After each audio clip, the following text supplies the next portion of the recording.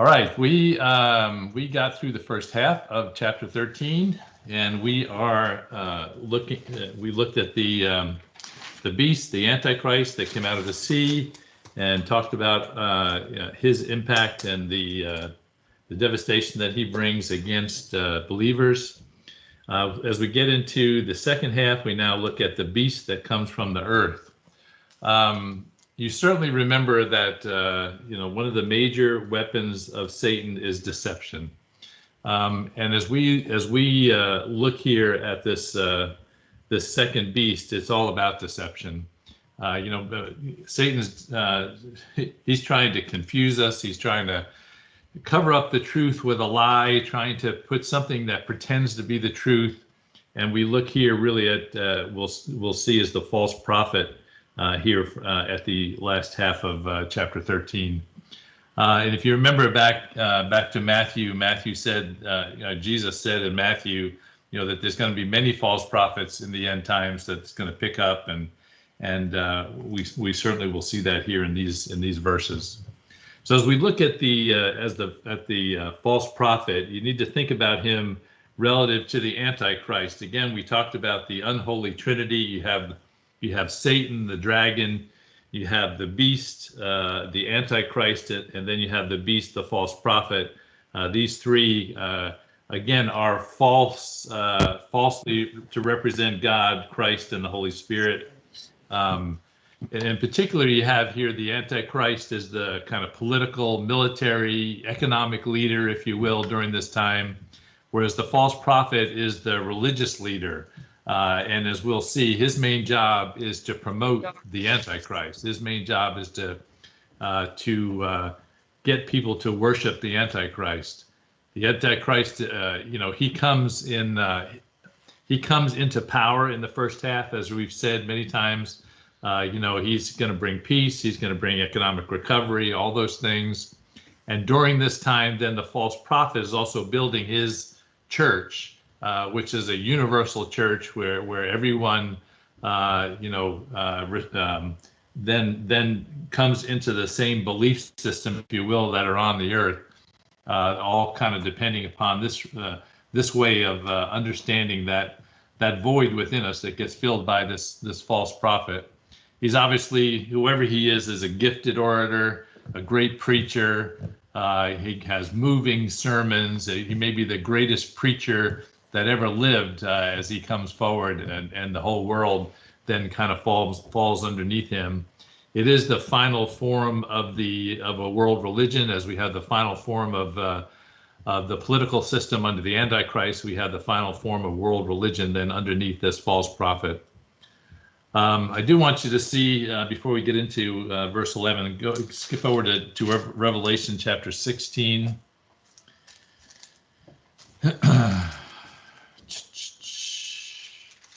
16 verse 13. It says, "And I saw three unclean spirits like frogs coming out of the mouth of the dragon, out of the mouth of the beast, and out of the mouth of the false prophet. For they are the spirits of demons performing signs which go out to the kings of the earth and the whole world to gather them to the battle, to the great day of God Almighty." So there in verse 13, you notice the three unholy trinity, if you will, right? Coming out of the mouth of the dragon, out of the mouth of the beast, and out of the mouth of the false prophet. Those are the three. In Revelation 13, he's never actually called the false prophet, but then in these other places in Revelations, he is identified as the false prophet. We see it also in chapter 19, in verse 20. In 20, it says, "Then the beast was captured, and with him the false prophet, who worked signs in his presence, by which he deceived those who received the mark of the beast and those who worshipped his image. These two were cast alive into the lake of fire burning with brimstone." So we'll again learn about the mark of the beast here in chapter 13 and his connection to the false prophet.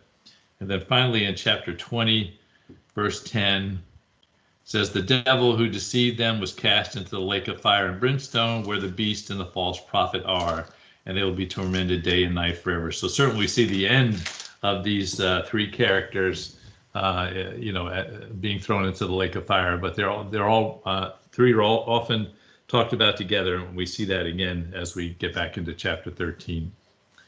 One thing I do want to show you in, go to Revelation 17. This is kind of an important section here. We'll dive into it later, but let me just read this to you. Chapter 17, verse 1. It says, then one of the seven angels who had the seven bowls came and talked to me, saying to me, come, I will show you the judgment of the great harlot who sits on many waters, with whom the kings of the earth committed fornication, and the inhabitants of the earth were made drunk with the wine of fornication. So here it talks about the great harlot. The great harlot is the apostate church, this new church that is formed by the Antichrist, that follows that is formed by the false prophet and follows after the false prophet. That, again, his job is to have them worship the Antichrist. That is this great harlot that's been talked about here. Look at verse 3. It says, so he carried me away in the wilderness, and I saw a woman sitting on a scarlet beast, which was full of names of blasphemy. So here you have the false prophet sitting on the Antichrist. Again, those two are connected together. Verse 4, the woman was arrayed in purple and scarlet and adorned with gold and precious stones and pearls, having in her hand a golden cup full of abominations, filthiness, fornication, etc., etc. I won't read through the whole thing. I do want to skip over to verse 15. However, there's something important that happens here. Chapter 17, verse 15. And then he said to me, the waters which you saw where the harlot sits are peoples, multitudes, nations, and tongues. And the 10 horns which you saw in the beast, these will hate the harlot, make her desolate and naked, eat her flesh, and burn her with fire. What actually happens here at some point during the tribulation, probably after the midpoint, the Antichrist actually turns on the false prophet. They are in league together in the first half of the tribulation, but then after the abomination of desolation, he turns on the false prophet, kills the false prophet. He then takes over as not only the economic and political leader, but also then the spiritual leader. He doesn't just want everyone to, he doesn't want the false prophet telling people to worship him. He just wants everybody to worship him. He doesn't want that false prophet in the way. And so he takes care of the false prophet here in chapter 17. So here when we're talking about the beast in chapter 13, this is really during the first half of the tribulation before the Antichrist goes nuts in the second half. So let's dive into verse 11 then of chapter 13. So then I saw another beast coming up out of the earth, and he had 2 horns like a lamb and spoke like a dragon. So here we have the description of this second beast. So again, it's a beast, some kind of wild animal is that term means some kind of wild animal coming up out of the earth. You remember that the first beast came up out of the sea, and we talked about the sea was kind of a picture of darkness and uncertainty. People believe that in the sea, that there were monsters, and certainly having this picture of the first one come out of the sea makes sense.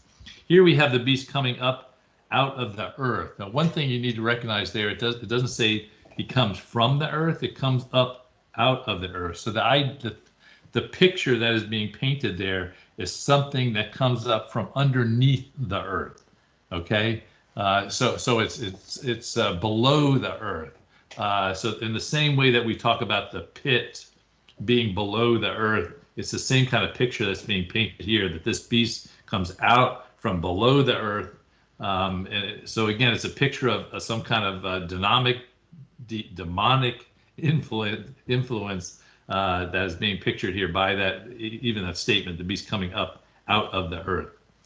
And notice it also says that he had 2 horns like a lamb and spoke like a dragon. So this first picture, 2 horns like a lamb, right? We saw the first beast had 10 horns and 10 crowns and 7 heads, where this one just has 2 horns like a lamb. And those of you who've seen lambs with horns, these 2 little horns are like 2 little bumps, right? It doesn't look very foreboding. It doesn't look very evil.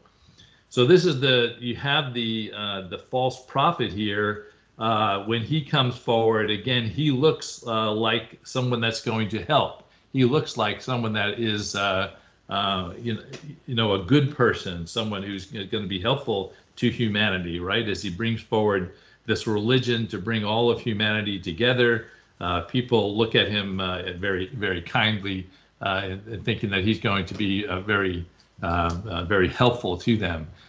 But you'll notice the last part, right? And he spoke like a dragon. He has two horns like a lamb, but he spoke like a dragon. So this is this picture of kind of a wolf in sheep's clothing, right? I mean, he looks like a lamb, he acts like a lamb, but the words that he's speaking are Satan's words, right? And again, it's Satan's words because he's not telling them to worship God, he's telling them to worship the Antichrist. So it's definitely Satan's words. But he's not blaspheming like the Antichrist we talked about. He was constantly blaspheming. No, this one is, he's speaking very nicely. But again, it's all about the Antichrist. He's trying to tell people, listen, if you want to make it in this world, in this crazy world that we're in right now, all you have to do is worship the Antichrist, and then everything will be okay. Then, this is the hope that he's bringing. Just follow the Antichrist, and we'll be all good here. And we get into the details of that as we get into the rest of the verses. But that's his message. It's a very soft, very winsome, very again, he's a preacher that's a great orator, and he's getting people to believe that, boy, if we just follow the Antichrist, everything will be great, and we'll be in good shape. All right, look at verse 12. And he exercises all the authority of the first beast in his presence, and causes the earth and those who dwell in it to worship the first beast, whose deadly wound was healed. So first of all, right in that first sentence, it says in his presence. So that's telling us that both of these beasts were operating at the same time, right? Both the first beast, the Antichrist, and the second beast, the false prophet, are operating at the same time. It was in his presence. He exercises all authority of the first beast. I'm pretty sure we talked about the first beast. Where does he get his authority? He gets it from Satan. Where does Satan get his authority? He gets it from God, right? So all the authority that this false priest has, in other words, all the ability to do the things that we're going to see that he can do, any power that he has, all essentially comes from God. God allows him to do the things that he does, as we'll see really right in the next verse. But first of all, it says, and he causes the earth and those who dwell in it to worship the first beast. So don't miss the statement, he causes the earth and those who dwell in it, right? He has great influence. He has great ability to turn the minds of people towards the Antichrist. He causes it to happen. He causes them to worship the first beast, right? So again, that's his main job, to get people to worship the first beast. And he uses this trump card that he has here, the first beast whose deadly wound was healed, right? We talked about that last time, that the first beast is going to have this mortal wound that is healed, and that's going to be his calling card throughout the rest of this, that somehow he either was died and resurrected, or he falsely died and was resurrected, or he really died and was falsely resurrected. There's some kind of false resurrection that's going on here. Again, to mock the resurrection of Christ. But he utilizes the false prophet utilizes that to sway the people that this Antichrist has great power, and you ought to follow him, because he is the one who has the deadly wound that was healed. And then we see in verse 13 that he, the false prophet, performs great signs, so that he even makes fire come down from heaven. Excuse me. So this word that's used here for signs is the same word that, again, in the New Testament, when we talk about the signs that Jesus performed, it's the same word here. So here the false prophets, again, makes false signs. It's not, we talked about you remember that when the two witnesses came down, they also produced signs. They also had fire come out of their mouths. So here you have the fire coming down from heaven on the earth. Again, he's bringing a false miracles, if you will, that's coming forth, just like the kind of mocking what Jesus did, kind of mocking what the false witnesses did. Mocking what the two witnesses do. You remember that even back to in Moses' time, back to the magicians in Pharaoh's court. You remember that Aaron was told to throw his stick down, and it turned into a serpent. And then the magicians in the court actually threw their sticks down, and they turned into serpents also. So there's this ability of Satan's followers to kind of replicate some of the miracles that God performs. And of course, you remember the rest of the story there, that Aaron's serpent ate up the serpents of the magicians. But there is this magic practicing that's going on, and we certainly see that here as these great signs are performed. Skip back a minute to Acts, and we see this again in Acts chapter 8 by a guy named Simon. In Acts chapter 8, verse 9.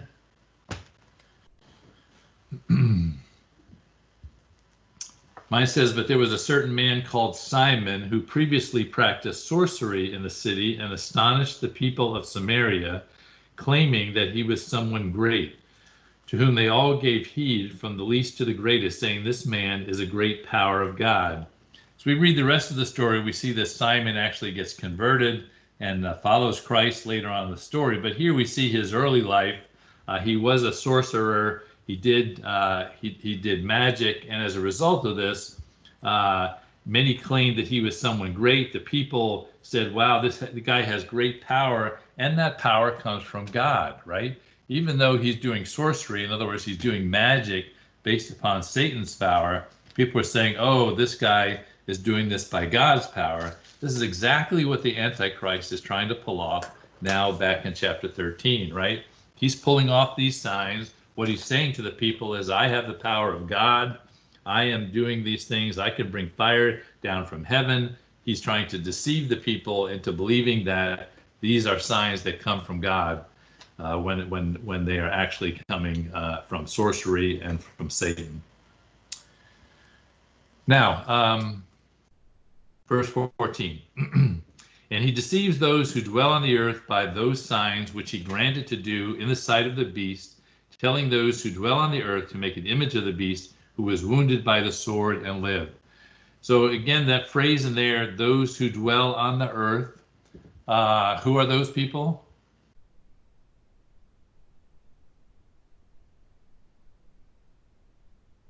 You have to push a mute button. The unbelievers.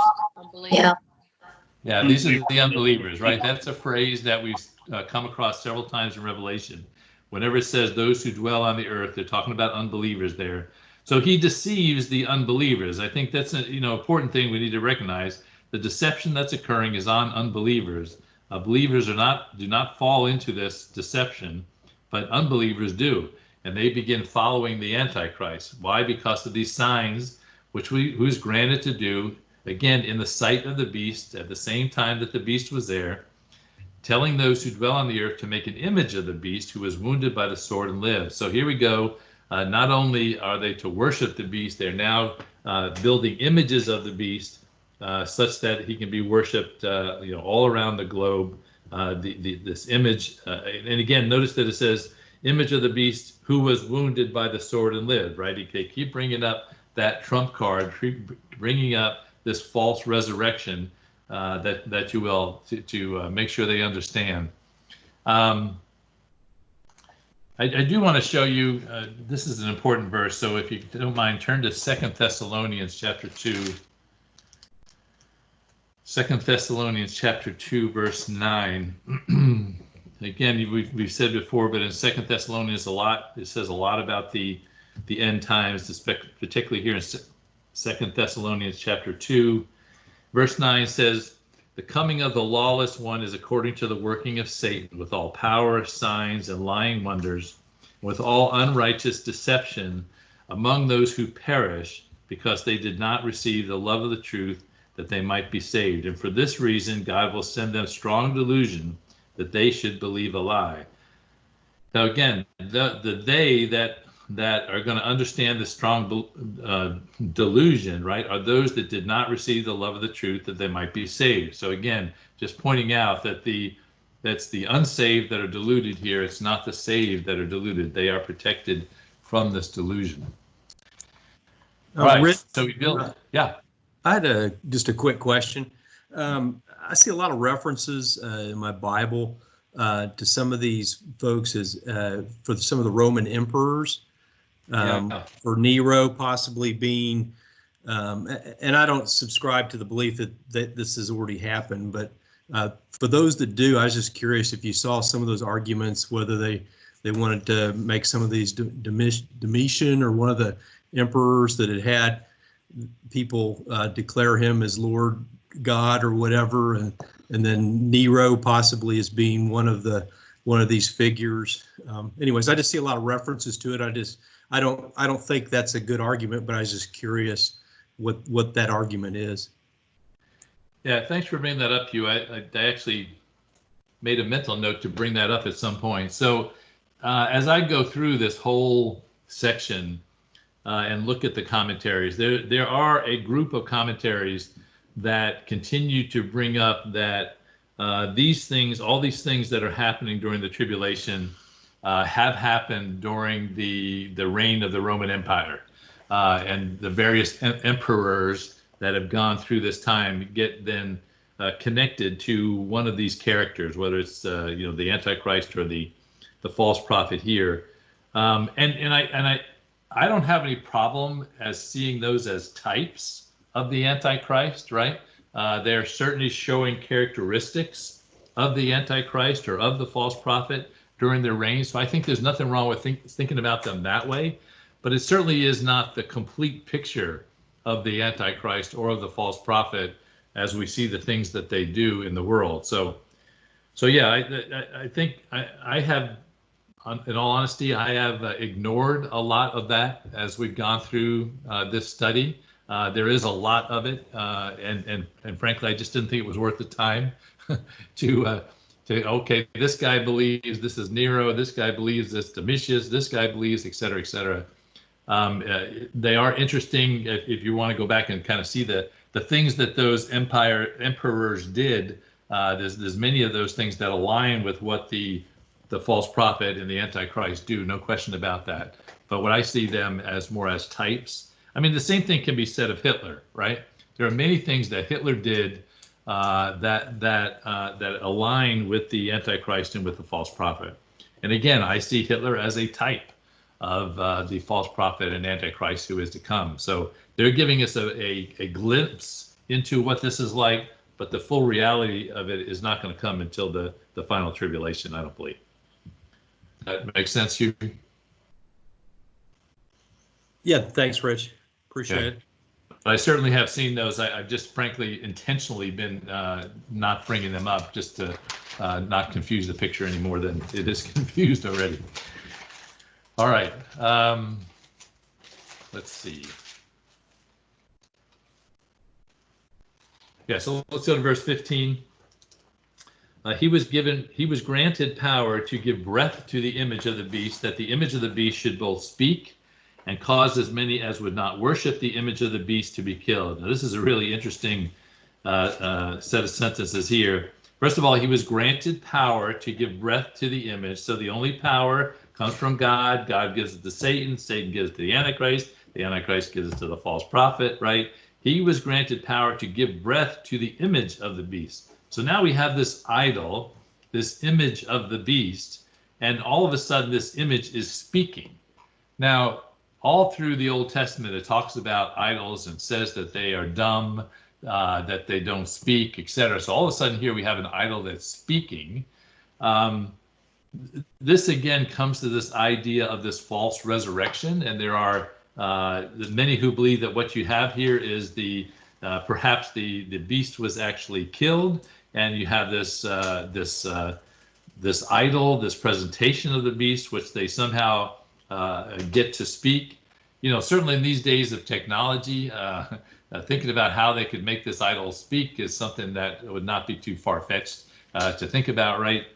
But you have this idol that's speaking, and again, because of that, it is convincing people to worship that image, as it says, and cause as many as would not worship the image. So the point here is they got this image, they got it speaking. It's trying to convince the people to worship the Antichrist. But if they don't worship the Antichrist, fine, we'll just kill you.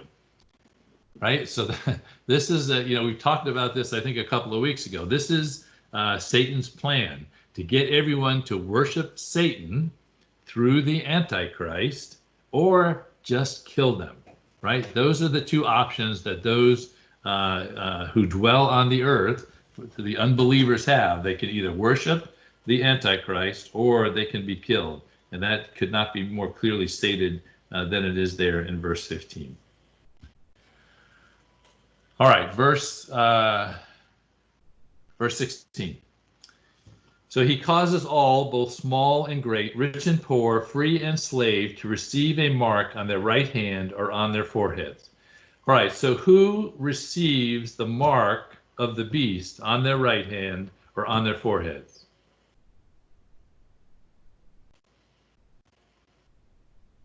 All of the unbelievers. Go ahead. Unbelievers, all unbelievers. Oh, Russell and Debbie are here. Hello, Russell and Debbie.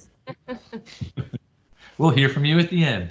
Good. Yeah, so again, this is the same all as the all who dwell on the earth, right? This is not Christians. This is unbelievers. He tells them that they have got to, in order for them to buy or sell, they have to have the mark or the name of the beast on their right hand or on their foreheads. Now, this is, again, all about the economy. In order for you to buy or sell, you've got to have this mark of the beast. And you all can make this leap just as easily as I can. This is certainly not something that would be hard to do. We've already got chips on dogs so that we can find them and identify them, right, with all their information. You've got all of your information is on that little magnetic strip on the back of your credit card already, right? I mean, thinking about that, you've got to have some kind of mark of the beast in order to buy or sell. Going into some kind of cashless society is certainly something that is much more easy to understand today than it was back in these days. But the point being here is there's going to be this Antichrist is going to come into power.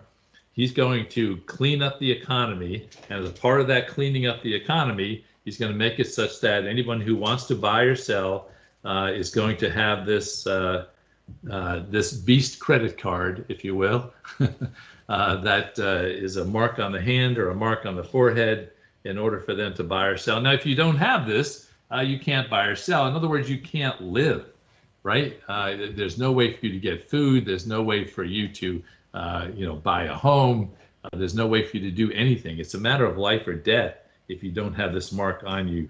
That is how the beast then controls what's going on and decides who lives and who does not live based on this mark. Now, I will say, you remember. Rich, can I ask a question? So are we then are we thinking at this point then there is that separation where those who are believing or not believing in the Antichrist, they're being killed. So they're done away with at this point. And so all who are left are unbelievers and they're the ones getting this, market. No. So that's why I'm trying to. Yeah, no, good question. So here's the way I would separate it out. What he says back in verse 15, right, is that that if you don't, let's see, as many as would not worship the image of the beast would be killed, right? So he's saying if you don't worship the beast, you're going to be killed. Now, again, that was directed at all who dwell on the earth. That was directed at all unbelievers. So all of those who are falling for this deceit, right? If they don't believe, if they don't bow down and worship the worship the Antichrist, then they're going to be killed. I believe that the picture that we have of the believers is back in chapter 12, where we have the woman that's persecuted, right? Somehow they are protected. They are set aside. They've gone into the wilderness, whatever that means. I believe that the Christians are going to be protected during this time and not fall into this deception and therefore not be killed. Now, it doesn't mean that Christians are not going to be martyred during this time. We know that the beast is and the Antichrist is also attacking those who are redeemed. So that is going on, yes. But when it talks about here, all, I think he's really talking about all who are unredeemed. I know that's a little bit mixed up, but both things are true, Debbie, I believe. Go ahead. No, okay, yeah. Yeah, that's where I am too. I just have to kind of take it in. Yeah, I'm not really all there on that, so I'm not sure. I'm with you on that. I'm with you. All right, so let's look at verse 17, more information on this mark. And it says that no one may buy or sell except one who has the mark or the name of the beast or the number of his name. So we get into all this question about the names and the numbers. And, listen, we could spend half an hour talking about numerology and the numbers. Every bad person who has ever lived, somehow they have figured out a way to make the number of his name 666. You certainly understand that, in those days, the Greek alphabet, the Hebrew alphabet, both the numbers and the letters were the same thing, right? So when they talk about the number of his name, they're talking about the letters of his name, are 666. And so it's interesting if you go down to let's just go on, bring it all together. Go down to verse 18. It says, here in wisdom, let him who has understanding calculate the number of the beast, for it is the number of a man. His number is 666. Again, there have been many understandings of what this 666 means. It has been ascribed to everyone. Hitler was the easy one. If you just take his letters and the letter from count from A and give a number to it, you get up to 666 easily. It's interesting that he tells us, here is wisdom, let him who has understanding calculate the number of the beast. So on the one hand, we're supposed to be aware that the 666 is important relative to the Antichrist, but at the other hand, we don't know exactly what it means. We don't know what the connection is. I think the point is that at some point we will. At some point, it will be important for us to be able to calculate the number of the beast, that the 666 will be important, and it will be clear to believers that this is the Antichrist. It will be clear to all believers that this is the Antichrist based on this statement here. So the number of his name, the name of the beast, all of that is connected to the 666. Now, let me ask this question. What do you think about this 666? What does it bring to your mind? Any thoughts?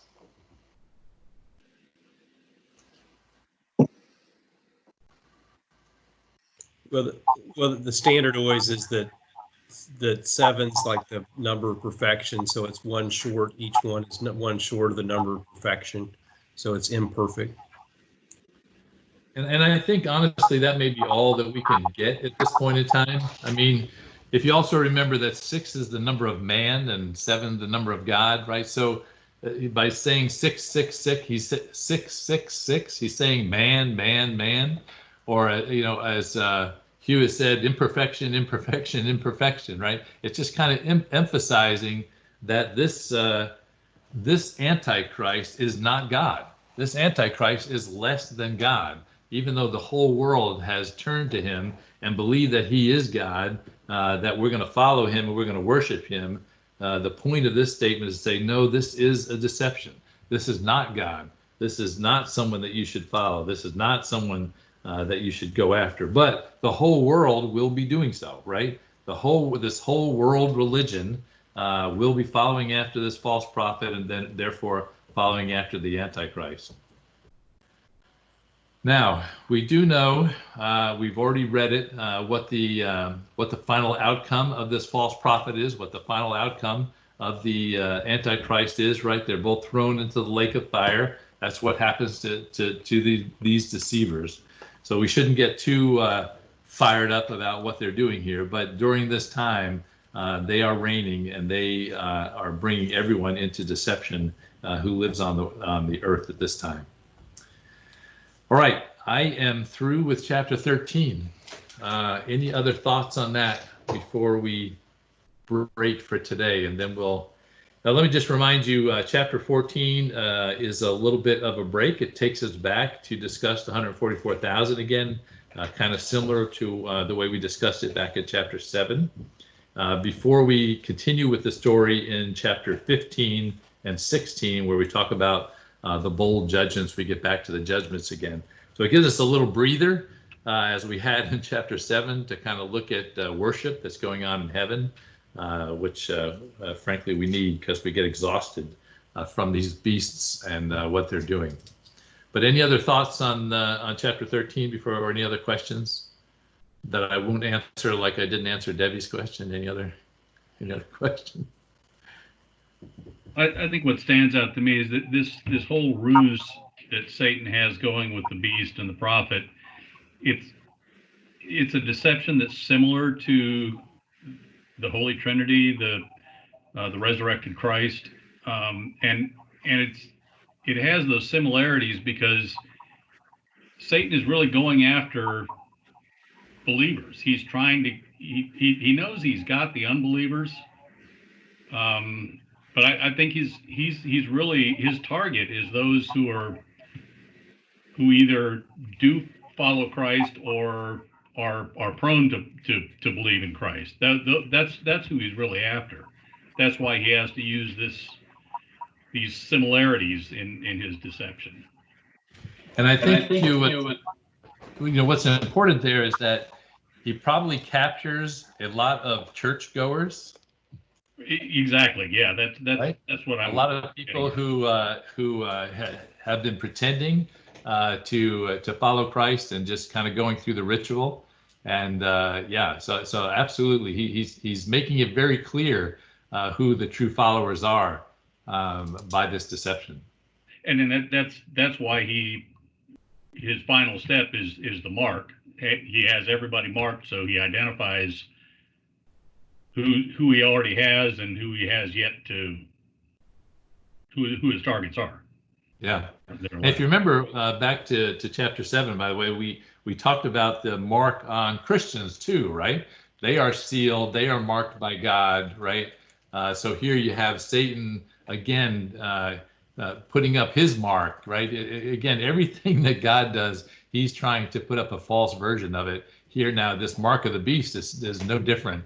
It's just a mark, just like God has marked out his with the seal of the Holy Spirit. Here you have him with this mark of commerce being put on them. So yeah, it's a really interesting parallel. There's a reference back to Matthew 25 or 24, yeah, 24 about the false prophets and the false Christs and the miracles, great signs and wonders. And verse 24 references, so as to lead astray, if possible, even the elect. Right. So those who have been saved in tribulation are still his targets. Yeah. So, and the most important words in that verse is the words "if possible." Possible, yes, yes. Right. Because it's not possible. It's not possible. That's the point. Yeah. It's not possible for him to win in the end, but he's still trying. That's right. That's right. Good. Anything else? All right, folks, listen, have a nice Memorial Day. Whatever you do or don't do tomorrow, relax at least. Take a little break. Check with Debbie and Russell. Oh, yeah, Debbie and Russell. Let me stop the recording, and then we'll get an update from Debbie and Russell and anybody else who might have snuck on here. Hold on. We don't really have enough.